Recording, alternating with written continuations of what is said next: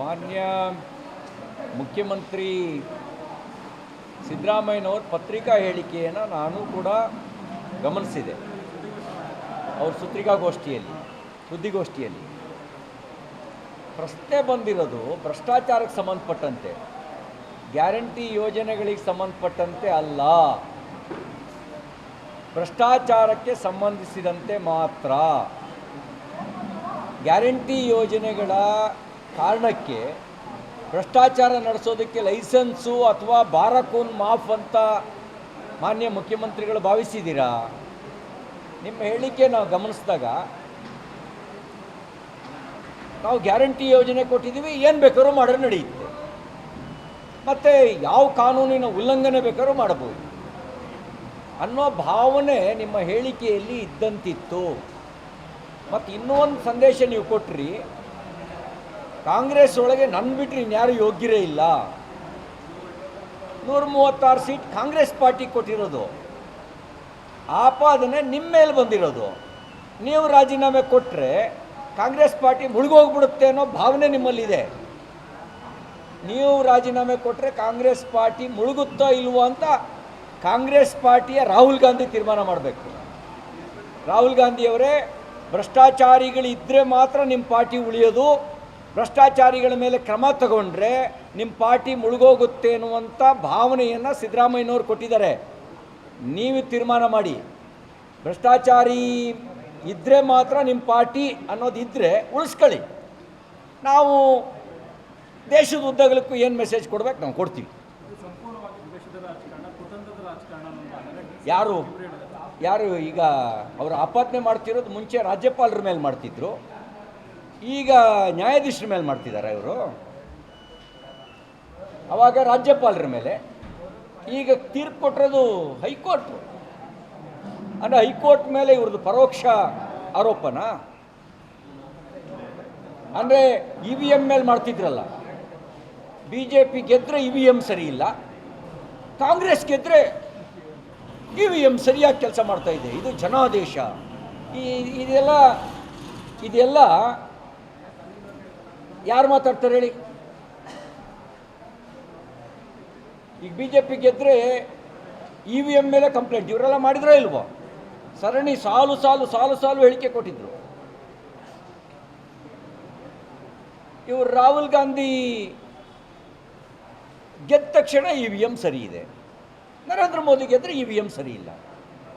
ಇದೇ ತೀರ್ಪೇನಾರು ಸಿದ್ದರಾಮಯ್ಯನವ್ರ ಪರವಾಗಿ ಅವ್ರ ಅರ್ಜಿನ ಎತ್ತಿಡ್ದಿದ್ರೆ ಬಹುಶಃ ಹಳ್ಳಿಯಿಂದ ದಿಲ್ಲಿಯವರೆಗೆ ಸಾಲು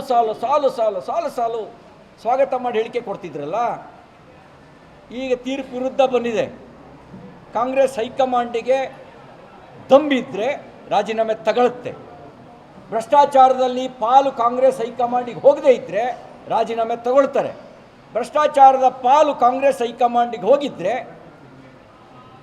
ಈಗೆಲ್ಲ ಈ ಸೀಡ್ಲೆಸ್ ದ್ರಾಕ್ಷಿ ಎಲ್ಲ ಬರ್ತಾವಲ್ಲ, ಹಾಗೆ ನೇತೃತ್ವದಲ್ಲೂ ಕೂಡ ಆ ರೀತಿ ಸೀಡ್ಲೆಸ್ ಆಗಿದ್ದರೆ ಇವರ ಬೆದರಿಕೆಗೆ ಅವ್ರು ಬಗ್ತಾರೆ ಅಷ್ಟೇ.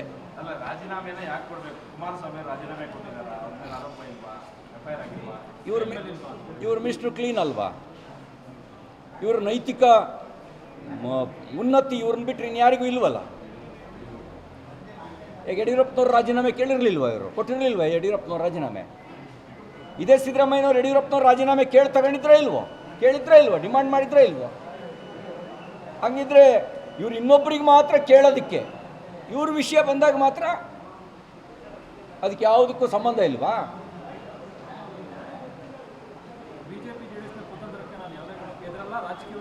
ಅಲ್ಲ, ನಾನು ಅವರಿಗೆ ಮಾನ್ಯ ಮುಖ್ಯಮಂತ್ರಿಗಳಿಗೆ ಕೇಳಕ್ಕೆ ಬಯಸೋದು, ನೀವು ಬುದ್ಧಿವಂತರು ಅಂತ ನಾವು ಒಪ್ಕೊಂಡಿದ್ದೀವಿ. ಭ್ರಷ್ಟಾಚಾರ ಸಮರ್ಥನೆಗೆ ಬುದ್ಧಿವಂತಿಕೆಯನ್ನು ಬಳಸಬೇಡಿ. ನೀವು ಬುದ್ಧಿವಂತರು, ನೋ ಡೌಟ್, ಆದರೆ ಭ್ರಷ್ಟಾಚಾರದ ಸಮರ್ಥನೆಗೆ ಬುದ್ಧಿವಂತಿಕೆಯನ್ನು ಬಳಸಬೇಡಿ. ವಾಲ್ಮೀಕಿ ಹಗರಣ ಮಾಡೋದಕ್ಕೆ BJP JDS ಕುಮ್ಮಕ್ಕು ಕೊಟ್ಟಿತ್ತಾ? ರೀಡು ಹೆಸರಿನಲ್ಲಿ 880 ಎಕರೆ ಡಿನೋಟಿಫಿಕೇಷನ್ ಮಾಡಿ ಆ ನಿವೇಶನಕ್ಕಾಗಿ 30 ವರ್ಷ ಕಾದು ಕೂತವರಿಗೆ ನಿವೇಶನ ಇಲ್ದಂಗೆ ಮಾಡಿದ್ರಲ್ಲ, ಅದಕ್ಕೆ BJP JDS ಕುಮ್ಮಕ್ಕು ಕೊಟ್ಟಿತ್ತಾ? ಆಮೇಲೆ ಸತ್ತೋದ ತೀರ್ಕೊಂಡಿದ್ದಂಥ ನಿಂಗ ಉರುಫ್ ಜವರನ ಹೆಸರಿನಲ್ಲಿ ಜಮೀನು ಅವನ ಮಗ ದೇವರಾಜನ ಹೆಸರಿನಲ್ಲಿ ಜಮೀನು ಇಲ್ಲದೇ ಇರೋ ಜಮೀನು ಎಲ್ರಿಗೂ ಗೊತ್ತಿದೆ ಅಲ್ಲಿ, ಅದೆಲ್ಲ ಎಳೆ ಎಳೆ ಎಳೆಯಾಗಿ ಬಿಡಿಸಿಟ್ಟಿದ್ದಾರೆ. ಖುಲಾಸೆ ಪತ್ರವನ್ನು ಬರ್ಕೊಟ್ಟಿದ್ರು ಈ ದೇವರಾಜನೂ ಸೇರಿ. ಅವನ ಹೆಸರಿನಲ್ಲಿ ಜಮೀನು ತಗೊಳ್ಳಿ ಅಂತ ನಾವು ಇವ್ರ ಭಾವಮೈದನಿಗೆ BJP JDSನವರು ದುಡ್ಡು ಕೊಟ್ಟಿದ್ವಾ ಅಥವಾ ಸಾಕ್ಷಿ ಹಾಕಿದ್ವಾ? BJP JDSನವ್ರು ನಾವು 50% ಅನುಪಾತದಲ್ಲಿ ರೆಸ್ಟ್ರಾಸ್ಪೆಕ್ಟಿವ್ ಆಗಿ ನಿವೇಶನ ಪಡ್ಕೊಳ್ಳೋಕ್ಕೆ ನಾವು ಅರ್ಜಿ ಕೊಟ್ಟಿದ್ವಾ? ಅಥವಾ ನಾವು ಇವ್ರ ಮೇಲೆ ಈ ಹಳ್ಳಿ ಕಡೆ ದೇವರು ಬರುತ್ತೆ ಹಾಗೆ BJP ದೇವರು ಇವ್ರ ಮೇಲೆ ಹೋಗಿ ಸೇರಿಕೊಂಡು ಇವರಿಂದ ಅಗ್ರಿಮೆಂಟ್ ಮಾಡಿಸಿದ್ವಾ? ನಾವು ಮಾಡಿಸಿದ್ವಾ? ಅಥವಾ ರೆಟ್ರಾಸ್ಪೆಕ್ಟಿವ್ ಆಗಿ ಅಪ್ಲೈ ಆಗೋ ರೀತಿಯಲ್ಲಿ ನಾವು ನೋಡ್ಕೊಂಡ್ವಾ? BJP JDSನವ್ರು ಸೇರಿ 2013ರ ಚುನಾವಣೆಯಲ್ಲಿ ಇವರು ಚುನಾವಣಾ ಆಯೋಗಕ್ಕೆ ಪ್ರಮಾಣ ಪತ್ರ ಸಲ್ಲಿಸೋ ಸಂದರ್ಭದಲ್ಲಿ ಮಾಹಿತಿನ ಮುಚ್ಚಿಡಿ ಅಂತ ನಾವು ಹೇಳಿದ್ವಾ? BJP JDS ಕೈವಾಡ ನಮ್ಮ ಮಾಹಿತಿ ಮುಚ್ಚಿಡೋದು? ಇದು ನಮ್ಮ ಕೈವಾಡವಾ?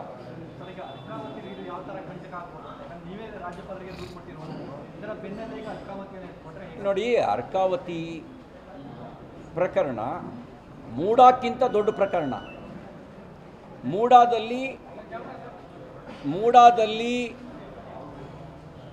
14 ಸೈಟನ್ನು ಇವ್ರ ಪತ್ನಿ ಹೆಸರಿಗೆ ಪಡ್ಕೊಂಡಿರೋದು ಮಾತ್ರ ಅಲ್ಲ, 1950-50ನೇ ಇಸ್ವಿನಲ್ಲಿ ಜಮೀನು ಕಳ್ಕೊಂಡಿದ್ದಾರೆ ಅಂತ ಎಲ್ಲ ಹೇಳಿ ನಕಲಿ ದಾಖಲೆಗಳನ್ನೆಲ್ಲ ಸೃಷ್ಟಿ ಮಾಡಿ ಸಾವಿರಾರು ಕೋಟಿ ರೂಪಾಯಿ ಲೂಟಿ ಹೊಡೆದಿದ್ದಾರೆ.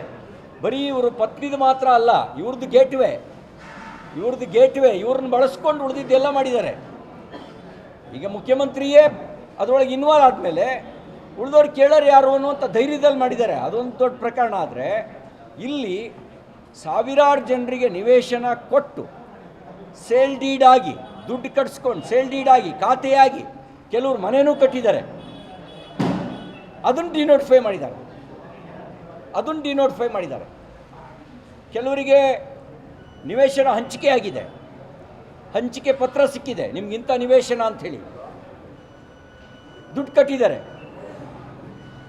ಸೇಲ್ ಡೀಡ್ ಆಗೋಕ್ಕೆ ಮುಂಚೆ ಡಿನೋಟಿಫಿಕೇಷನ್ ಮಾಡಿಬಿಟ್ಟಿದ್ದಾರೆ.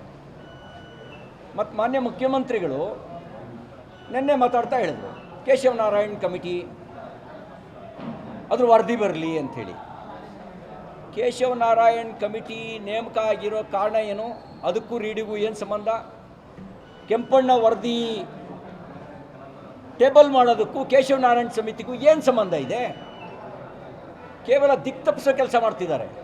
ಏನು ಸಂಬಂಧ ಇದೆ ಹೇಳಿ? ಈಗ ಏನಾದರೂ ಕೇಶವನಾರಾಯಣ್ ಸಮಿತಿ ವರದಿ ಬರೋವರೆಗೂ ಅದು ಕೇಶವನಾರಾಯಣ್ ಸಮಿತಿ ಕೇವಲ